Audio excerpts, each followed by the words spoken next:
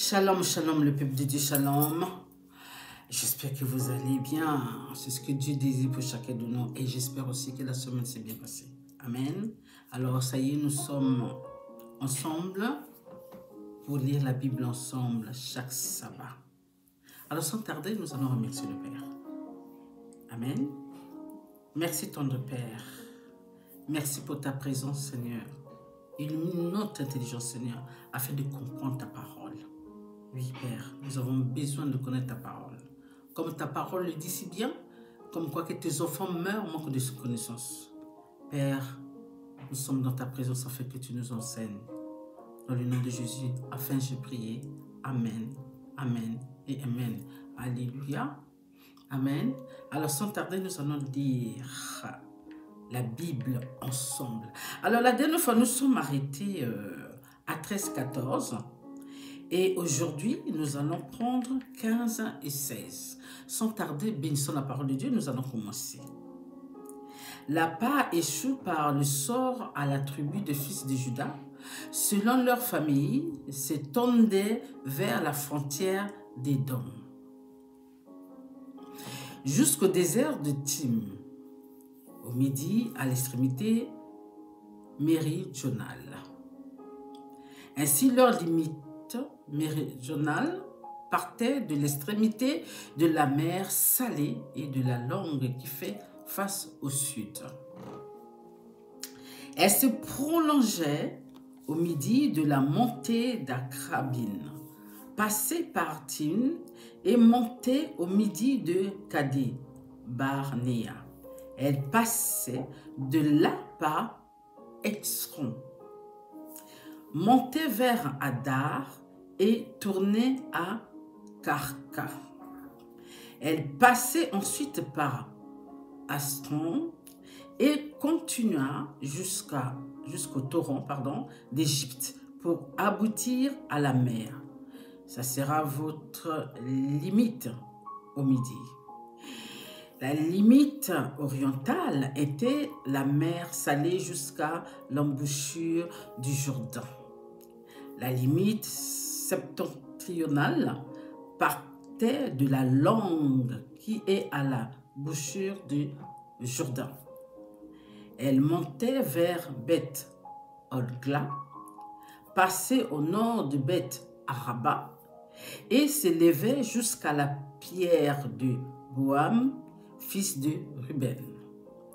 Elle montait à Débir, à quelque distance de la vallée d'Accor, et se dirigeait vers le nord du côté de Gilgal, qui est vis-à-vis de la montée d'Adumim au sud du torrent.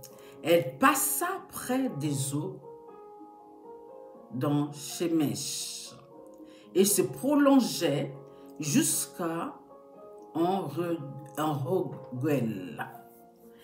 Elle montait de la part de la vallée de Ben-Himon, au côté méridional de Jubis, qui est Jérusalem, puis s'éleva jusqu'au sommet de la montagne, qui est devant la vallée de Hinnom, à l'Occident et à l'extrémité de la vallée de Réphaïm, au nord. Du sommet de la montagne, elle s'étendait jusqu'à la source des eaux de Nephtoach,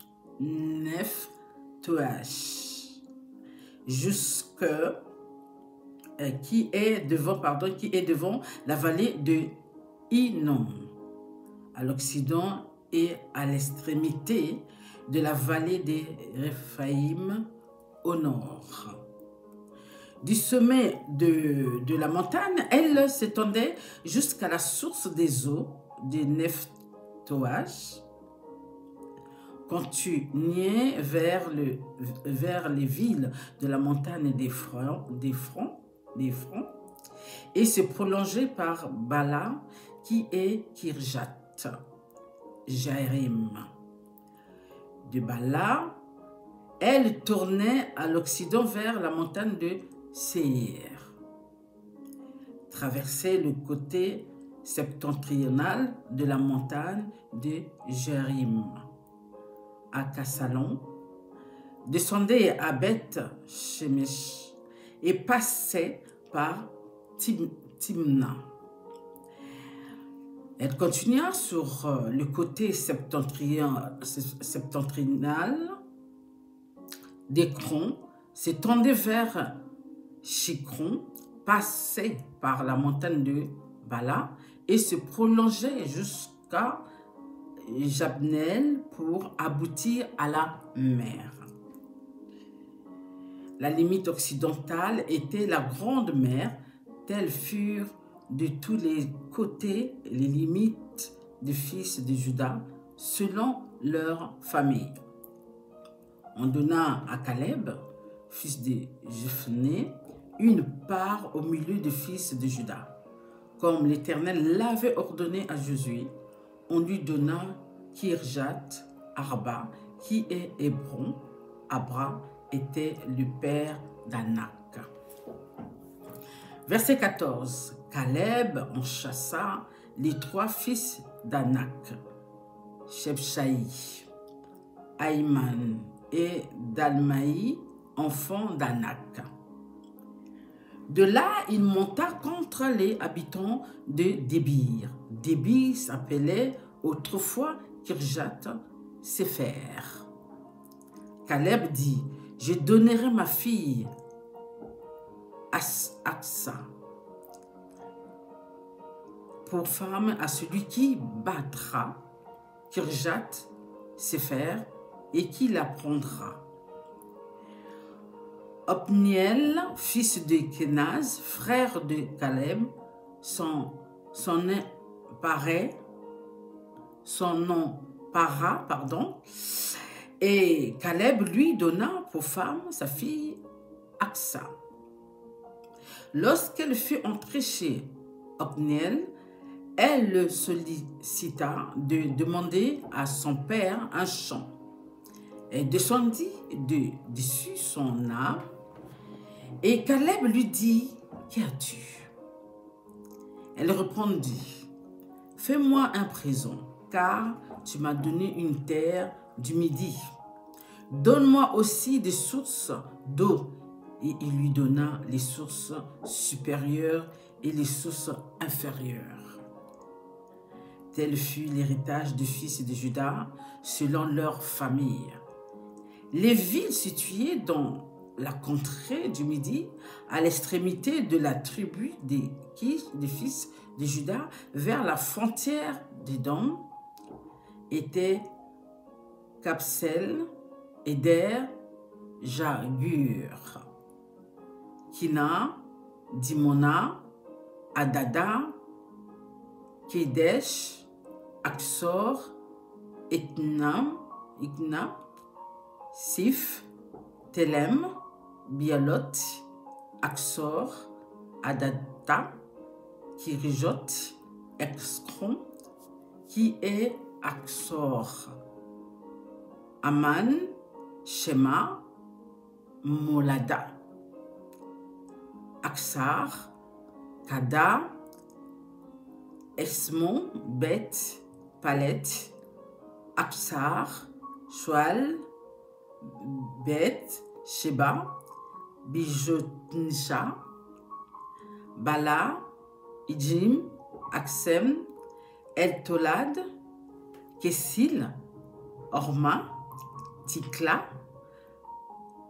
Madmana, Samsana, Leboat, Shitchim, Aïn et Raymond, total des villes, 29 et leurs villages, dans la plaine Extaol, Tuaréar, Asna, Sanuage, En Kamin, Tapuach, Enam, Jarmut, Adulam, Soko, Azeka, Sharaim, Aditaim, Guétara et Guétarotaïm. 14 villes et leurs villages. Shenam, Ashtacha, Migdal, Gad, Dilan, Mispé, Joktel, Laki, Boscat, Eglon, Caban, Lashma, Kislish, Gétoret, Beth Dagon, Nama et Makeda, 16 villes et leurs villages. Libna, Éther, Akshon, Jiptash, Akshna, Nexib, Kiala, Aksib et Marécha, 9 villes et leurs villages. Écran, les villes de son ressort et ses villages. Depuis Écran et à l'Occident, toutes les villes près d'Astod et leurs villages. Astod, les villes de son ressort et ses villages. Kaza, les villes de son ressort et ses villages, jusqu'au torrent d'Égypte et à la grande mer qui sert de limite. Dans la montagne, Shamir, Jatir, Soko, Dana, Kirjat, Sana, qui est Débir, Anab, Estémon, Anim, Josen, Olon et Gilo, 11 villes et leurs villages. Arab, Duma, Ekchéon, Janum, Beth Tapuyash, Afetka, Umta, Girjat, Arba, qui est Hébron, et Thior, 9 villes et leurs villages. Naon, Carmel, Ziph, Juta, Jisraël, Jokdeam, Sanoyash, Caïm, Gibéa et Timna. 10 villes et leurs villages. Aïm, Beth-Shur, Gédor, Marat, Beth Anot et El-Tekran, 6 villes et leurs villages. Kirjat, Baal, qui est Kirjat, Jarim et Rabba, 2 villes et leurs villages. Dans le désert Beth Arab, Middan, Sekaka, Nishon, Ir, Amelash et en Gedi, 6 villes et leurs villages. Les fils de Juda ne purent pas chasser les Jébusiens qui habitaient à Jérusalem, et leurs Jébusiens ont habité avec les fils de Juda à Jérusalem jusqu'à ces jours. Prenons notre deuxième page.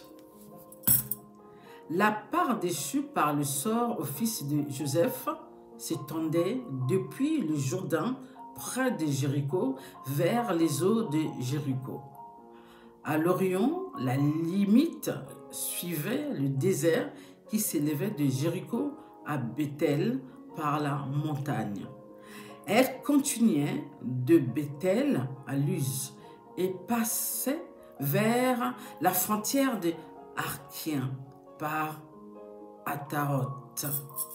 Puis elle descendait à l'Occident vers la frontière des Égyptiens jusqu'à celle de Beth Horon, la base, et jusqu'à Gézé pour aboutir à la mer.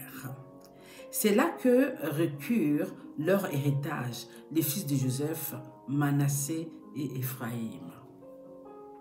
Voici les limites des fils d'Éphraïm selon leur famille. La limite de leur héritage était à l'Orient, à Taroth, Adar, jusqu'à Beth auront la haute. Elle continuait du côté de l'Occident vers Mikmétad, au nord, tournée à l'Orient vers Tamat, Silo, et passait dans la direction de l'Orient par Janoas. De Janoas, elle descendait à Astaroth et à Maratha, touchait à Jéricho et se prolongeait jusqu'au Jourdain. De Tapuach, elle allait vers l'Occident, au torrent du Cana, pour aboutir à la mer. Tel fut l'héritage de la tribu des fils d'Éphraïm, selon leur famille. Les fils d'Éphraïm avaient aussi des villes séparées au milieu de l'héritage des fils de Manassé, toutes avec leur village. Ils ne cherchèrent point, notre dernier verset, les Cananéens qui habitaient à Kézer. Et les Cananéens ont habité au milieu d'Éphraïm jusqu'à ce jour, mais ils furent assujettis à un tribut. Amen. Alléluia.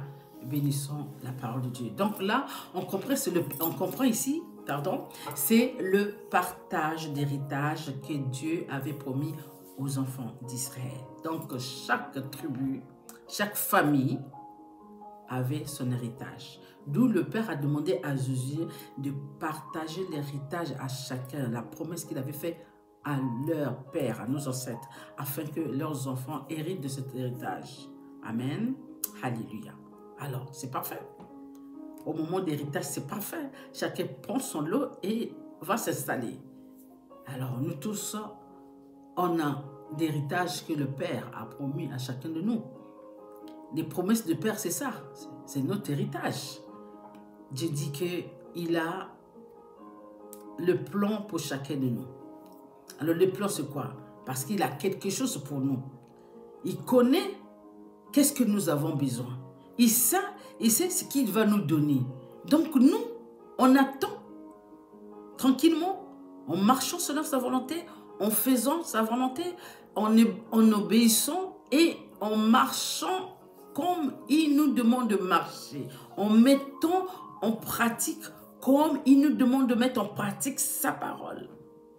S'éloigner du mal, s'éloigner de méchanceté, s'éloigner de la haine, s'éloigner de mépris, s'éloigner de beaucoup de choses qu'on connaît tous qui c'est pas bien.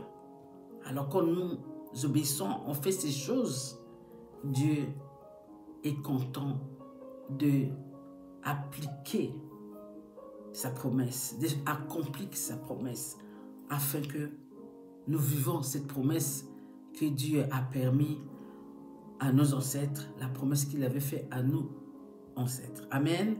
Alléluia. Donc, les descendants de nos ancêtres, comme nous sommes des descendants aussi, voilà, le Père avait dit, vos enfants rentreraient dans la promesse que je vous ai donnée, la ville que je vous ai promis de vous donner, où coule le lait et le miel, n'est-ce pas? Et c'est ce qui s'est passé.